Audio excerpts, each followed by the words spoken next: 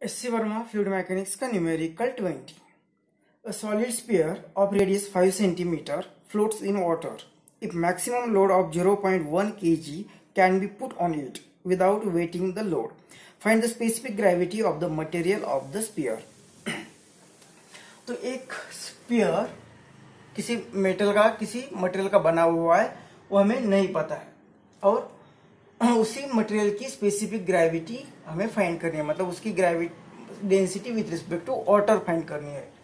मतलब density of जो material होगा divided by density of water हमें फाइंड करनी है। अब ये जो स्पीयर दिया हुआ है, ये स्पीयर जिसकी रेडियस हमें दी है 5 सेंटीमीटर। अब ये स्पीयर पानी में रखने के बाद नीचे चला जाएगा उसके वेट के कारण और नीचे से ऊपर बायंड फोर्स लगेगा, जहां पे दोनों इक्विलिब्रियम में आ जाएंगे, वहां पे एक फ्लोट करना स्टार्ट करेगी। अब लेकिन इस स्पीयर के ऊपर हमें एक वेट रखना है, एक लोड रखना है, कितना 0.1 kg वाला।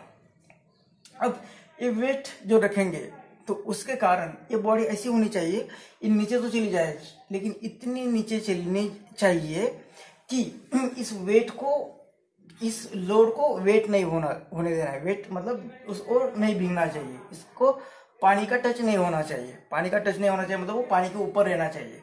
तो बॉडी कितनी नीचे जानी चाहिए, तो ये पूरा स्पीयर के ऊपर ये लोड होगा। मतलब ये पूरा स्पीयर पानी में चला गया तो भी कोई बात नहीं, लेकिन ये इतना इसका ऊपर का स्पीयर का जो ऊपर का सरफेस है ये जस्ट पानी पे यहाँ पे रहना चाहिए। मतलब पूरी बॉडी इमर्स हो गई और ये वेट उसके ऊपर है तो वो पानी के बाहर रहेगा। ये कंडीशन आनी चाहिए। तो ये कंडीशन आने के लिए ये जो मटेरियल होगा उसकी डेंसिटी कितनी होनी चाहिए, तो ये फाइंड करना है। मतलब ये तो फ्लोट मतलब इक्विलिब्रियम, और जहां इक्विलिब्रियम वहां डाउनवर्ड वाला force is equal to buoyant force, ये डाउनवर्ड वाला फोर्स। अब डाउनवर्ड वाला फोर्स कौन एक्ट कर रहा है, तो ये स्पीयर भी और ये लोड भी। मतलब यहाँ पे जो डाउनवर्ड वाला फोर्स होगा ये मास ऑफ ये जो लोड होगा प्लस मास ऑफ स्पीयर जो होगा AmG AM, ये दोनों के कारण होगा। ये जो नेट M होगा इसका प्लस इसका into G is equal to buoyant force. Buoyant force क्या होता है, ये बॉडी जितनी पानी में सबमर्ज होती है उतने वॉल्यूम का पानी वो डिस्प्लेस करेगी और वो डिस्प्लेस लिक्विड का जो वेट होगा मतलब ये mg, लेकिन ये किसका मास, डिस्प्लेस्ड लिक्विड का। ये है डिस्प्लेस्ड लिक्विड का मास इंटू g। तो ये g नहीं है, तो ये मास ऑफ लोड दिया है 0.1 plus mass of sphere. Mass of sphere नहीं दिया लेकिन इस स्पीयर की रेडियस दी है, तो उसे अगर वॉल्यूम इनटू डेंसिटी लिखेंगे मास को तो ये वॉल्यूम हमें मिल जाएगा। तो इसे लिखते हैं वॉल्यूम इनटू डेंसिटी। किसका वॉल्यूम, स्पीयर का वॉल्यूम, और डेंसिटी भी स्पीयर की is equal to mass of displaced liquid. तो जितना डिस्प्लेस्ड लिक्विड होगा उसका वॉल्यूम इनटू डेंसिटी।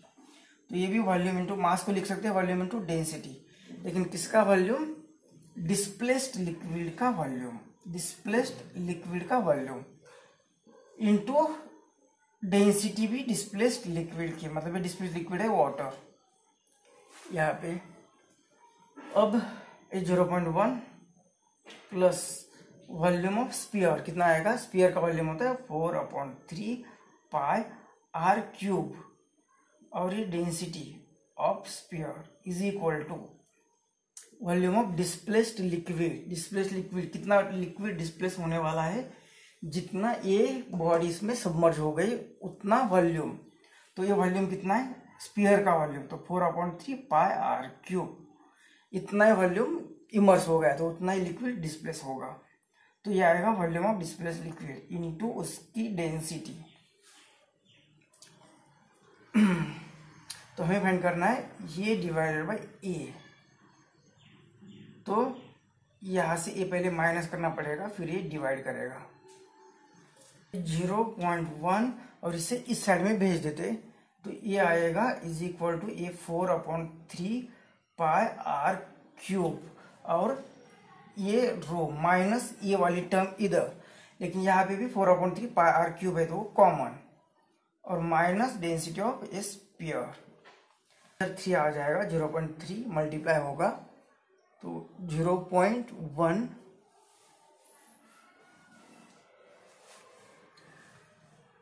ये यहाँ पे 0.1 इंटू ये 3 यहाँ पे आ जाएगा, डिवाइडेड बाई एक 4 होगा, पाई भी ऊपर चला जाएगा और आर क्यूब पाई यहाँ पे डिवाइड होगा और आर क्यूब भी डिवाइड होगा और इधर रहेगा ये टर्म, इधर रहेगी डेंसिटी ऑफ वाटर से डिवाइड करते, तो यहाँ पे भी डेंसिटी ऑफ वाटर से डिवाइड करेंगे तो ये तो डेंसिटी ऑफ वाटर ये तो 1 आ जाएगा, यहाँ पे आएगा 1 और ये माइनस आ जाएगा ये, तो यही हमें फाइंड करना है। तो यहाँ पे अभी कैलकुलेशन करना पड़ेगा, तो ये कितना आ जाएगा, ये 0.1 इंटू 3 इंटू ये डेंसिटी ऑफ वाटर ये कितनी होती है 1000, ये होती है 1000 इंटू 4 पाई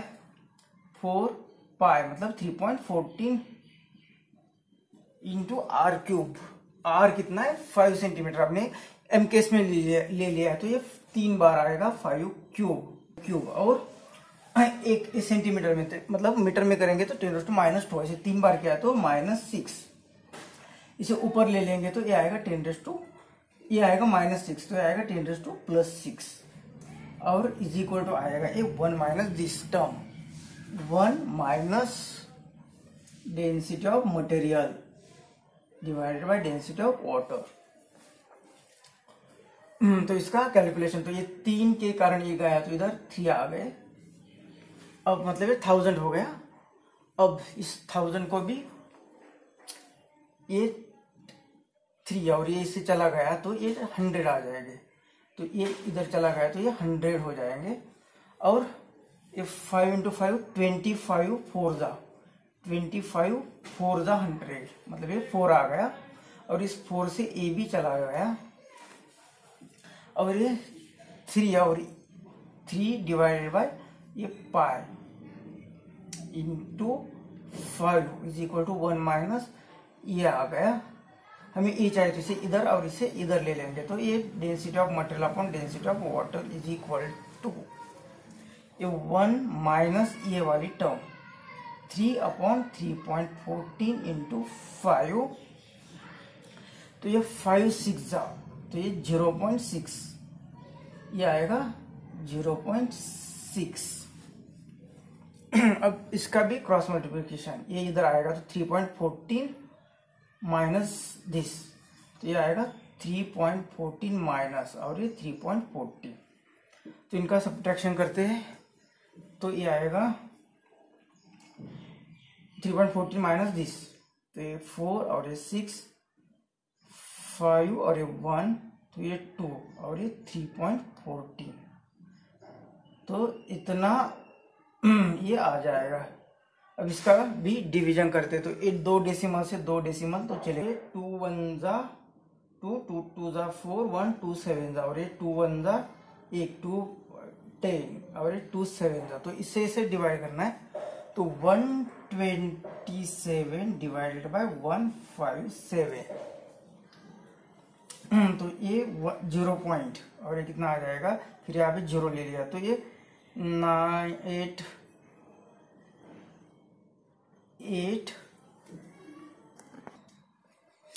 तो ये आ रहा है 0.8 और ये फ्रैक्शन होने के कारण मतलब यहाँ पे इफ नंबर होगा ए इसका कोई यूनिट नहीं होगा क्योंकि इसका it is the ratio of same quantity, तो ये रेशियो आएगा मतलब ये 0.8 आ रहा है यहाँ पे क्या डेंसिटी ऑफ मटेरियल और स्पेसिफिक ग्रेविटी ऑफ मटेरियल ये आ रहा है 0.8।